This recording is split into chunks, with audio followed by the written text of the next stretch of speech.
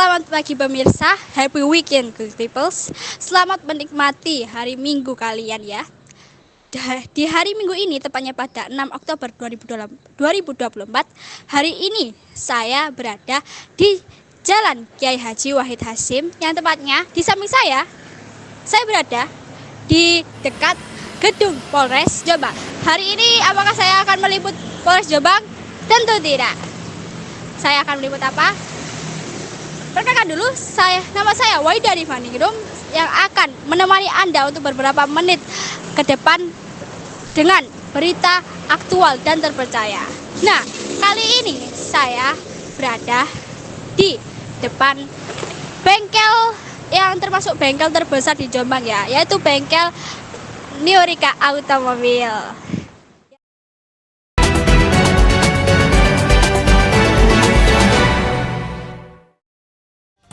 Selama pandemi, banyak UMKM atau biasa dikenal dengan usaha makro, kecil, menengah ini yang beralih ke platform e-commerce dan media sosial untuk bertahan. Pasca pandemi, tren ini tidak menunjukkan tanda-tanda penurunan. Sebaliknya, semakin banyak UMKM yang memanfaatkan platform online untuk memperluas jangkauan pasar mereka. Dengan begitu, para konsumen pun otomatis lebih memilih untuk memanfaatkan barang atau jasa dari platform online karena alasan lebih praktis dan murah.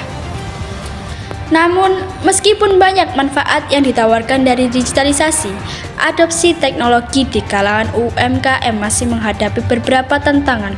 Tantangan tersebut juga dihadapi oleh salah satu unit UMKM yang ada di Jombang, Niurika Automobil contohnya. Merupakan sebuah usaha bengkel mobil yang merasakan langsung dampak dan tantangan dari digitalisasi pasca pandemi COVID-19.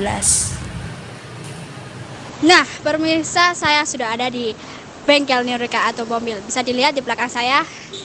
Nah, hari ini saya akan melakukan tanya-tanya dengan beberapa orang yang ada di bengkel ini. Penasaran? Saksikan saya untuk menit selanjutnya.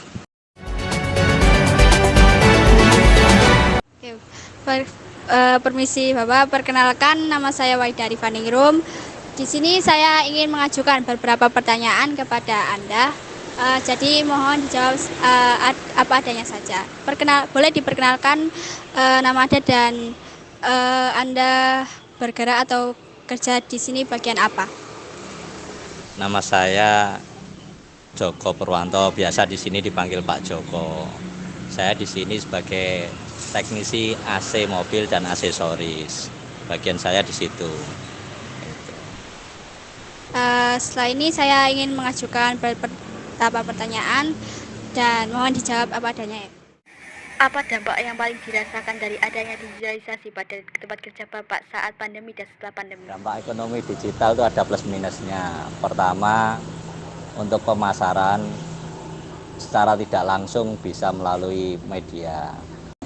Tapi minusnya, apabila seseorang itu tidak mengetahui spek suatu barang, dia melihat dari media medsos, dia lihat gambar tok, akhirnya tidak ada tahu kualitas barang, kan bisa tertipu dari situ. Bu, perkenalkan nama saya Waida Rifaningrum. Di sini saya ingin mengajukan beberapa pertanyaan kepada Anda dan boleh perkenalkan saya dengan Ibu Priskila. Saya sebagai pemilik dari bengkel Niurika Variasi yang bergerak di bidang jasa dan juga kita menjual barang ya, yang hubungannya dengan kendaraan roda 4. Ibu, terima kasih. Saya akan mengajukan beberapa pertanyaan kepada Anda dan mohon dijawab dengan seadanya saja. Saat pandemi kan era digitalisasi ini semakin berkembang ya Bu. Nah, apakah dari digitalisasi tersebut berdampak pada pendapatan usaha Anda? Kalau dari setelah pandemi apa sebelum? Sebelum dan setelah. Waktu sebelum pandemi itu kan jalan nggak ditutup ya. Kalau jalan nggak ditutup ya tentunya lebih rame ya tokonya ya. Omsetnya juga lebih meningkat. Tapi waktu pandemi itu kan banyak jalan yang ditutup. Jadi waktu banyak jalan ditutup itu ya omsetnya menurun ya, berdampak sekali gitu. Dan itu selama 3 tahun kan pandemi itu, sampai sekarang itu kalau dirasa belum maksimal, masih ada ya, masih berdampak, efeknya itu masih ada, tapi memang tidak yang waktu yang di awal-awal itu kayak gitu. Terus bagaimana cara Anda saat bertahan waktu itu? Bagaimana agar usaha tetap berjalan waktu pandemi saat itu? Mungkin kita jemput bola ya. Jadi maksudnya jemput bola di sini, kalau misalnya ada customer, biasanya mereka telepon, lewatnya jalan mana nih Bu? Kalau mau ke toko, karena mau misalnya servis gitu. Nah waktu itu ya kita yang jemput. Jadi posisinya di mana Pak? Nanti kita yang ke situ. Kita jemput gitu. Sama ada sedikit jualan online ya. Dari tapi kita kan tidak bisa jualan jasa.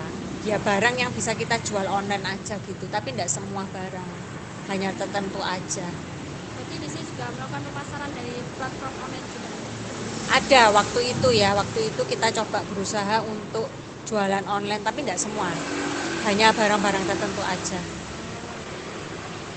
Dapat disimpulkan bahwa perubahan signifikan jelas terlihat saat ini di kalangan UMKM dari adanya digitalisasi, mulai dari penurunan omset yang dipicu oleh kemajuan teknologi, juga adanya tantangan yang dihadapi oleh para pelaku usaha untuk terus berinovasi dan mengembangkan ide-ide kreatif agar tetap bisa bersaing dan mengikuti kemajuan teknologi yang ada.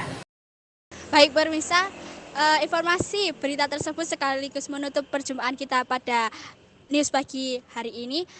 Saya Waida Divaningrum selaku pembawa berita, izin pamit undur diri dan selamat bertemu pada liputan berita aktual dan terpercaya selanjutnya. Terima kasih.